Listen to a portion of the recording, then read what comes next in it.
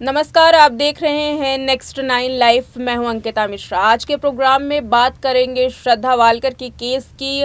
आज 1 फरवरी है, यानी कि अब 6 दिन ही बाकी हैं जब आफताब पूनावाला पर सुनवाई होगी और उसके सज़ा का ऐलान भी किया जाएगा। वहीं आफताब पूनावाला भी अपनी सज़ा से बचने के लिए पूरी तैयारी कर रहा है, कानूनी किताबों को पढ़ रहा है। तो वहीं दूसरे और आफताब पूनावाला ने जैसे कि पहले जब सुनवाई हुई थी उस दौरान अपने वकील को बदलने की बात की थी, मगर जब वकील अभी हाल में ही उनसे आफताब पूनावाला से मिल करके आए हैं तो जब उन्होंने स्टेटमेंट दिया, बाहर मीडिया में आए, तो उन्होंने कहा कि अब शायद ही आफताब अपने वकील को बदलने की मांग करेगा। अब ऐसा उन्होंने क्या कहा, क्या उन दोनों के बीच में बातचीत हुई है, अभी इसका पूरी तरीके से खुलासा नहीं हो पाया है। मगर जो सवाल वकील से पूछे गए और उसका जो जवाब मिला वो काफ़ी चौंका देने वाले हैं। उनसे पूछा गया कि आखिर आफताब पूनावाला जेल में क्या कर रहा है, तो वकील ने कहा कि वो बेहद ही आराम से जेल में रह रहा है। वो कानूनी किताबों को पढ़ रहा है और साथ ही उन कानूनी किताबों को बाइबल का नाम दे रहा है कि ये मेरे लिए बाइबल है। और वहीं दूसरी ओर ये भी सामने आया है कि आफताब पूनावाला ने कहा है कि जब मैंने कोई अपराध किया ही नहीं है तो मुझे सज़ा किस बात की मिलेगी। याद होगा कि जब उसने किताब पढ़ने की मांग की थी तो उस वक्त भी उससे पूछा गया था कि आखिर तुम क्या अपना केस खुद लड़ना चाहते हो, तो उसने कहा मैं अपना केस खुद नहीं लड़ना चाहता, लेकिन मैं वकील की मदद ज़रूर करूँगा। इन सभी मामलों पर आज बातचीत करेंगे। मेरे साथ मेरी सहयोगी प्रज्ञा मौजूद है। प्रज्ञा, बहुत स्वागत है आपका। शुक्रिया अंकिता। प्रज्ञा, सबसे पहले तो जब ये पूरा केस संज्ञान में आया तो आफताब पूनावाला के जो सरनेम है पूनावाला, उस पर काफ़ी विवाद खड़ा हुआ था। कुछ लोग इससे हिंदू करार दे रहे थे, कुछ लोग मुस्लिम कह रहे थे। जो मुस्लिम धर्मगुरु हैं, जो या फिर कहे कि जो मुस्लिम तबके के लोग हैं, उन्होंने कहा था कि आफताब मुस्लिम नहीं है क्योंकि पूनावाला साथ में जुड़ा था। लेकिन जब दस्तावेज सामने आए तो उस वक्त ये पता चला कि आफताब मुस्लिम है। ऐसे में अब ये बाइबल का एक एंगल जोड़ना, क्योंकि अमूमन जो जिस धर्म का कोई लोग होता है वो उस धर्म की किताब को ही अपना मानता है। जैसे हिंदू का अगर बात करें तो हिंदू गीता कहेगा, मुस्लिम है तो कुरान कहेगा, लेकिन एक मुस्लिम होते हुए बाइबल का नाम लेना, क्या धर्म में कन्फ्यूजन पैदा हो रही है? क्या ऐसा कहा जा सकता है कि कहीं आफताब पूनावाला ईसाई धर्म से ज़्यादा प्रभावित है या फिर आफताब की कोई दूसरी चाल है? आखिर बाइबल का ही नाम क्यों लिया उसने? देखिए, आपको बता दूं मैं अंकिता कि आफताब की अगर बात करें इस वक्त आफताब ने आखिरकार बाइबल का नाम क्यों लिया, यहाँ पर इसे लेकर के अभी कुछ भी साफ तौर पर नहीं कहा जा सकता। क्योंकि देखिए, आफताब की जब से गिरफ्तारी हुई है तब से लगातार देखने को मिल रहा है कि आफताब हर बार अपने स्टेटमेंट जो है वो बदल रहा है। इस बात का जिक्र खुद दिल्ली पुलिस ने चार्जशीट में भी किया है। जब उसके नार्को टेस्ट हुए, जब उसके पॉलीग्राफ टेस्ट हो रहे थे, उस वक्त भी पुलिस इस चीज से सबसे ज्यादा परेशान थी, या यूं कहे कि श्रद्धा वालकर के केस में पुलिस के लिए ये सबसे ज्यादा बड़ी चुनौती थी कि आफताब हर बार अपने बयान को बदल रहा है। उससे एक ही सवाल अगर 20 बार भी पूछा जा रहा है तो वो हर बार उस जवाब को बदल रहा है, जिसकी वजह से आफताब के ये टेस्ट करने पड़े।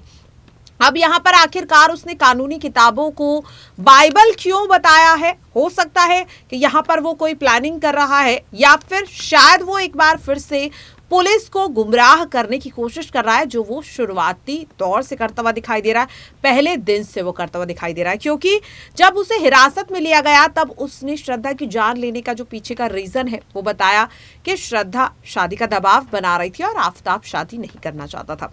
उसके बाद अब जिस तरह से चार्जशीट दाखिल हुई है, यहाँ पर अब कुछ और ही रीजन सामने आ रहा है। आफताब बता रहा है कि वो गुस्से में था और श्रद्धा का किसी और लड़के के साथ रिश्ता होने की बात, वो इस बात का दावा कर रहा है। तो शायद हो सकता है कि ये एक बार फिर से आफताब ने पुलिस को कंफ्यूज करने की या कोर्ट को कंफ्यूज करने के लिए कोई ये चाल चली है। और दूसरी चीज, देखिए, जो भी किताब जिससे हमें अपनी जिंदगी को बचाने का, अगर कह सकते हैं, जरिया हमारी वो किताब बन रही है, तो यहाँ पर वो उसके लिए सब कुछ है। अब हो सकता है या तो सोच समझकर या फिर हड़बड़ी में उसने कुरान की जगह बाइबल कह दिया, या फिर आफताब जितना शातिर है यहाँ पर हड़बड़ी तो बिल्कुल भी नहीं लग रही है। उसने वाकई में बहुत ज्यादा सोच समझकर और इस केस को और ज्यादा मैनिपुलेट करने के लिए बाइबल का नाम लिया, क्योंकि जिस तरह से आप और हम कंफ्यूज हो रहे हैं कि आखिरकार बाइबल किताब का ही क्यों नाम लिया, कुरान का नाम वो यहाँ पर ले सकता था।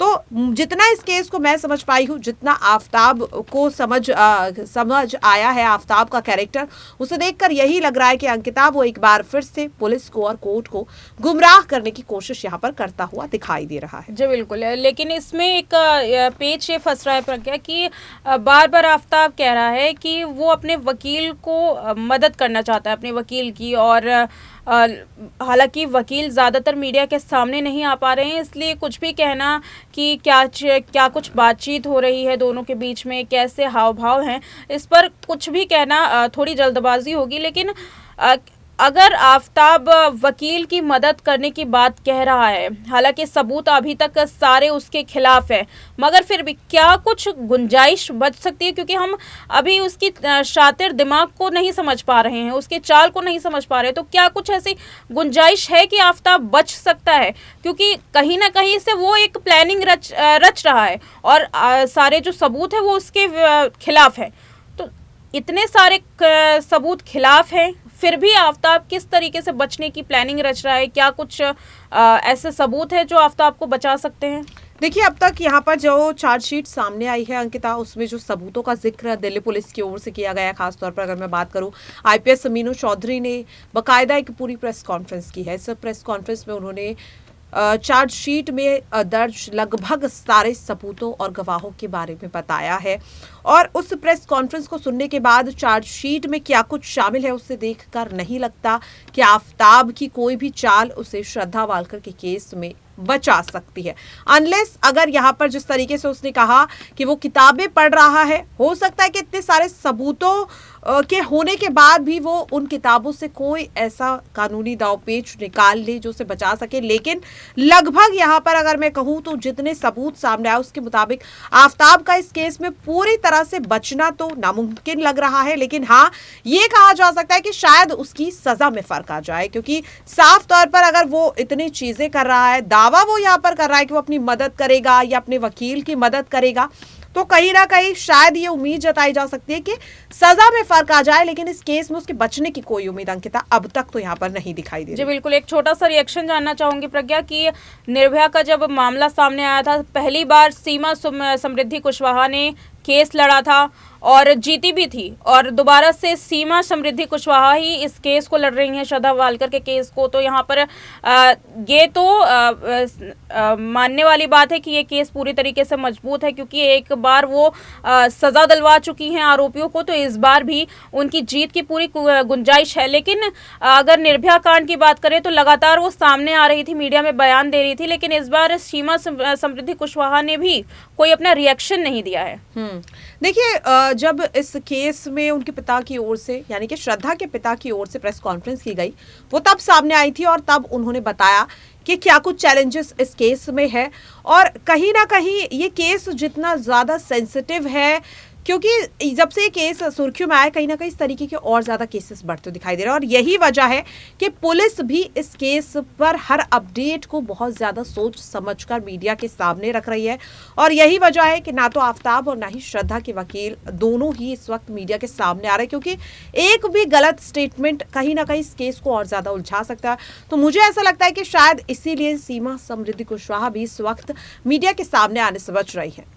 जी बिल्कुल, और अभी आफताब पूनावाला का न्यूरोसाइकोलॉजिकल टेस्ट भी बाकी है। देखना होगा कि आगे आने वाले दिनों में ये टेस्ट कब होता है, कब इसकी रिपोर्ट आती है, और क्या कुछ चाल चल सकता है आफताब पूनावाला। फिलहाल इस रिपोर्ट पर आपको क्या कहना है आफताब के इस कमेंट पर, जो कि उसने कहा कि मैंने अपराध नहीं किया तो मुझे सज़ा किस बात की मिलेगी।